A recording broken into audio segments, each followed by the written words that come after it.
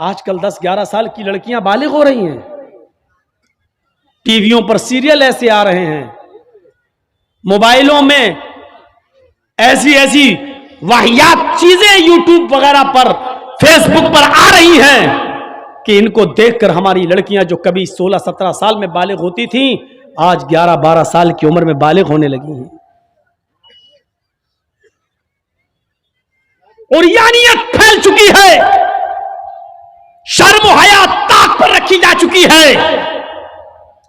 ورنہ تصور کیجئے ایک کپڑا جو جسم سے چپکا ہو، آپ کے پیروں سے چپکا ہوا ہو، اور وہ کپڑا آپ کے گھٹنے اور ران سے ہوتے ہوئے آپ کی کمر تک آئے، جس کو آپ لیگی کہیں، اور اس کے اوپر ایک کرتی پہن لی جائے اور اس طریقے سے مارکیٹ میں بازار میں شاپنگ کی جائے، ایسی عورت کو آپ کی نظر میں فیشن پرست کہا جا سکتا ہے، لیکن محمد الرسول اللہ کی نظر میں یہ لڑکی، یہ عورت ننگی ہے، ننگی ہے، ننگی ہے.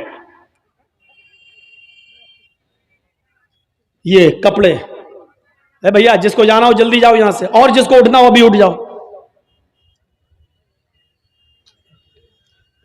ڈرامہ کر کے رکھ لیا ہے.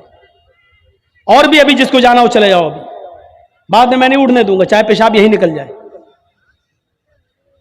جائیے ابھی نکل جائیے جس کو جانا ہو. عاریات ہماری نظروں میں فیشن پرست ہیں، لیکن اللہ کے رسول نے ایسی عورتوں کو کیا کہا؟ ننگی. میں نے نہیں کہا. پوچھو ان علماء سے عاریات کا مطلب کیا ہوتا ہے. کاسیات کپڑے پہنیں گی، عاریات لیکن ننگی ہوں گی. ایسی عورتوں کے بارے میں کہا ہے ننگی ہوں گی. یہ ہاف آستینوں کے کپڑے یہاں چل رہے ہیں، یہ کھلا ہوا ہے. ساڑیاں چل رہی تو ایسی کہ یہاں تک کا بلاؤز پہنے ہوئے ہیں، یہ کھلا ہے، پیٹ کھلا ہوا ہے.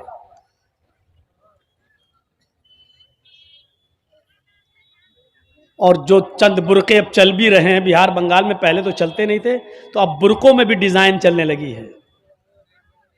کڑے ہوئے برقے، ڈیزائن دار برقے. اب ایک بات بتائیے، برقے کو آپ ایک تو ڈیزائن دار بنا رہے ہیں، اور دوسرا جب عورت یا لڑکی جب برقع اوڑھتی ہے تو سینے پر پھول بنا دیے آپ. یہ بتائیے یہاں پھول بنانے کی کیا ضرورت تھی؟ جب وہ پہنتی ہے تو پھول سینے پر، اور وہ لڑکی نے یہ برقع خریدا کیوں؟ اس کا مطلب کیا ہے کہ وہ بھی اس لیے خرید رہی ہے تاکہ میرے پھولوں پر نظر. یہ سننا پڑے گا، تمہیں نہیں تمہارے باپ کو بھی سننا پڑے گا. جب تک میں اس کرسی پر ہوں، یہ اتھارٹی، یہ پاور مجھے اسلام نے دیا ہے، سننا پڑے گا. کیوں خریدا ہے اس نے یہ برقع؟ یو پی سائڈ میں آ جاؤ، لکھنؤ کے برقعے دیکھ لو، بمبئی کے دیکھ لو، حیدرآبادی برقعے دیکھ لو. قسم خدا کی اب برقعے نہیں رہ گئے ہیں. اب 60 سال کی بڈھی بھی اوڑھ لے تو ایسا لگتا ہے جیسے وہ 18 سال کی لڑکی جا رہی ہے. یہ برقعے ایک بار سچا واقعہ ہے.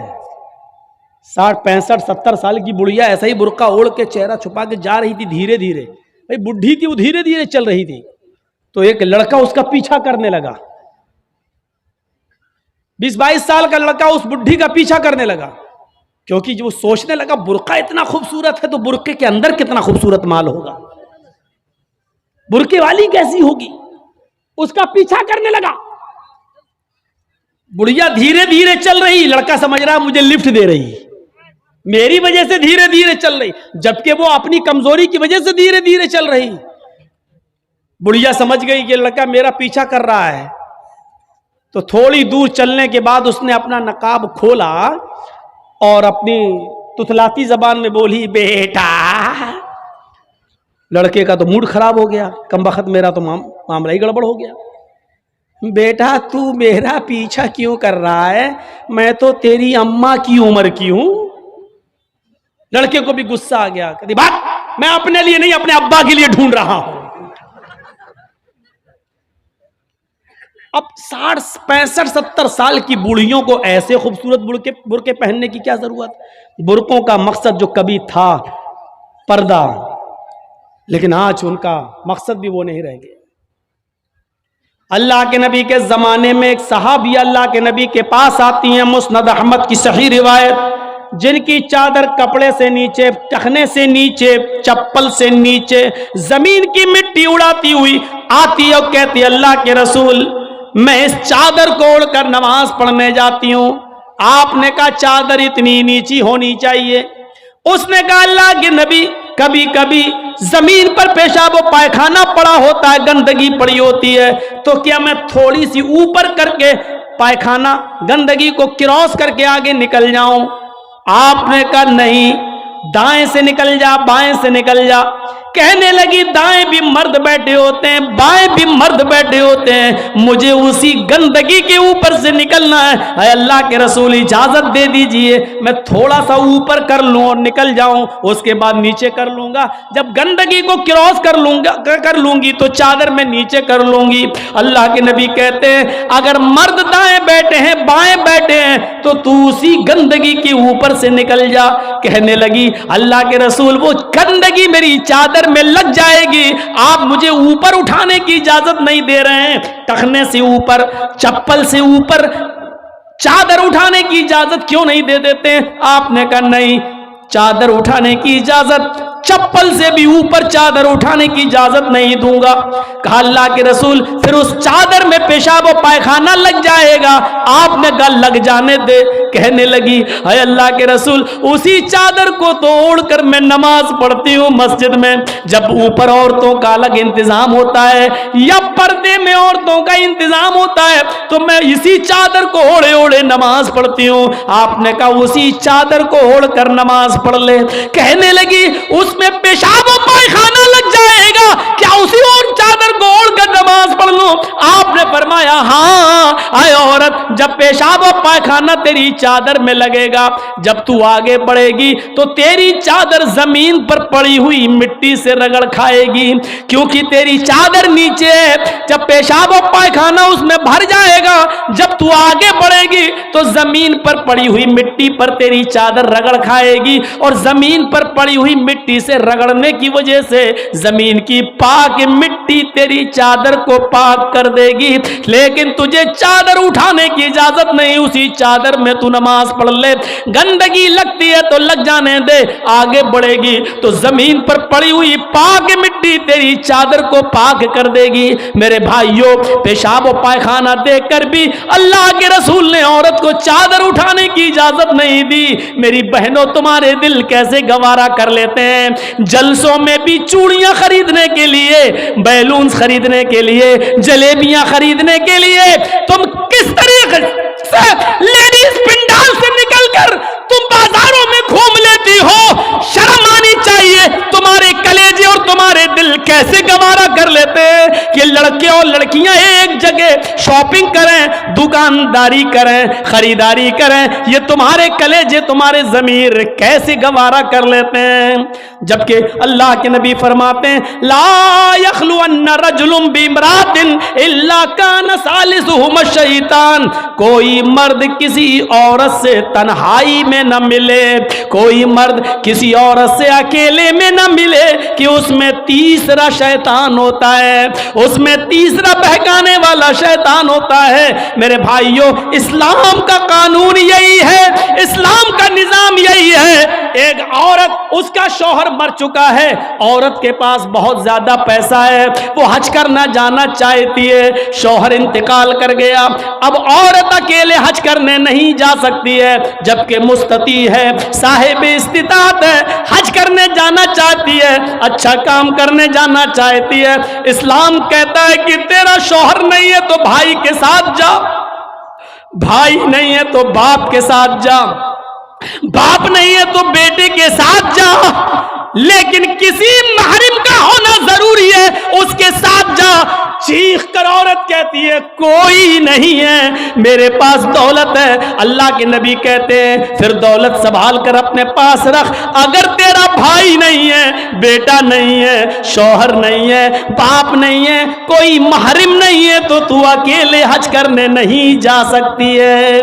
नहीं, अय अल्लाह के नबी, मेरा पड़ोस में बड़ा अच्छा नेक हाजी नमाजी नेक को भाई बना लेती हूं, चली जाऊं। फरमाया नहीं नहीं, मुंह भोले भाई को भाई बनाकर उसके साथ तुम हज करने नहीं जा सकती हो, इसलिए कि अपने मुंह से किसी को भाई बोलने से वो तुम्हारा सगा भाई नहीं हो जाएगा, अपने मुंह से किसी को बेटा बोल देने से वो बेटा नहीं हो जाएगा।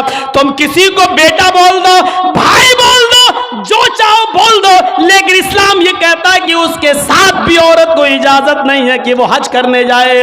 अगर कोई नहीं है तो मत जाओ, लेकिन इस्लाम इस बात की इजाजत नहीं देता है कि तुम अकेले जाओ या किसी को बहन, किसी को भाई या बेटा बनाकर जाओ, इस बात की इजाजत नहीं देता। इस्लाम एक इबादत में, हज जैसी इबादत में भी औरत को किसी गैर मर्द को मुंह बोले भाई और मुंह बोले बेटे के साथ भी जाने की इजाजत नहीं देता। तो मेरे भाइयों, जब खाने काबा में जाने की इजाजत नहीं देता है, सफा मरवा की सई की इजाजत नहीं देता है, इतनी खूबसूरत इबादत की इजाजत नहीं देता है, तो बाजारों में अकेले घूमकर शॉपिंग करने की इजाजत कैसे देगा? फिर बाजार के अंदर औरत को अकेले जाने की इजाजत कैसे देगा? इतनी खूबसूरत इबादत करने की इजाजत नहीं देता है, इतनी खूबसूरत इबादत करने की इजाजत नहीं देता है, तो मेरे भाइयों फिर औरत को बाजारों में घूमने की इजाजत कैसे देगा? फिर बाजार में घूमने और बाजार में सैर व तफरीह की इजाजत कैसे देगा? हमारी माँ बहनों को इस बात को सोचना चाहिए, गौर करना चाहिए, संजीदगी से इसको लेना चाहिए। एक जमाना था, हजरत फातिमा कह रही हैं, आए अली मैं इतनी बीमार हूँ, इतनी बीमार हूँ, लगता नहीं कि इस बीमारी में मैं बच पाऊंगी। आए अली अगर मुझे कुछ हो जाए, अगर मेरा इंतकाल हो जाए, आए अली तो मुझे दिन के उजाले में दफनाने मत ले जाना, रात की तारीकी में ईशा की नमाज के बाद मुझे कब्रिस्तान में दफन करना। हजरत अली ने कहा, ऐ फातिमा ऐसा क्यों कह रही हो? अगर तुम्हारा इंतकाल सुबह फजर के बाद हो तो क्या ईशा तक हम तुम्हारे जनाजे को रखेंगे, मिट्टी को रखेंगे? तुम्हारे बाप का, तुम्हारे अब्बू का फरमान है कि मैयत को जल्दी कब्रिस्तान ले जाओ, फिर मैं लेट कैसे करूं? फरमाती हैं, आए अली, आए मेरे प्यारे शौहर, मुझे रात में ही ले जाना, मेरी बात को गिरा बांधो, मेरी बात को मजबूती से पकड़ लो, मेरी वसीयत को याद रखना, चाहे मेरा इंतकाल कभी भी हो, लेकिन मुझे ईशा के बाद दफनाना, मुझे दिन के उजाले में कब्रिस्तान न ले जाना। ऐ अली मैं नहीं चाहती हूं कि मेरे मुर्दा जिस्म पर पड़े हुए कफन पर भी किसी गैर मर्द की नजर पड़े, मैं अपने कफन पर भी किसी गैर मर्द की नजर नहीं पड़ने देना चाहती हूं। ऐ अली मुझे रात में ले जाना, दिन के उजाले में नहीं। मैं नहीं चाहती कि मेरे कफन पर भी किसी गैर मर्द की नजर पड़े। मेरे भाइयों, इंतकाल के बाद निकाह जायज नहीं है, इंतकाल के बाद शादी नहीं होती है, लेकिन इंतकाल के बाद भी अपने जिस्म को तो छोड़ो, अपने कफन को भी किसी गैर मर्द को देखने की इजाजत नहीं दे रही हैं। ये था हजरत फातिमा का पर्दा। इस पर्दे की रोशनी में मेरी बहनों, अपने गरीबानों में झांक कर देखो, अपने गरीबानों के बटन खोलो और तलाश करो हम कहां खड़े हैं, हमारा पर्दा क्या है, हमारी इज्जत व आबरू क्या है। आज हमारे चेहरों का हरकस और नाकस देख रहा है, कल तक हमारे इन खूबसूरत गालों को कभी आसमान की निगाहों ने भी नहीं देखा था, चांद और सितारों ने भी नहीं देखा था, और आज जो चाहता है देख लेता है। हरकस और नाकस जिसको चाहो आज वो बड़ी आसानी से हमारी बहनों बेटियों का दीदार कर रहा है।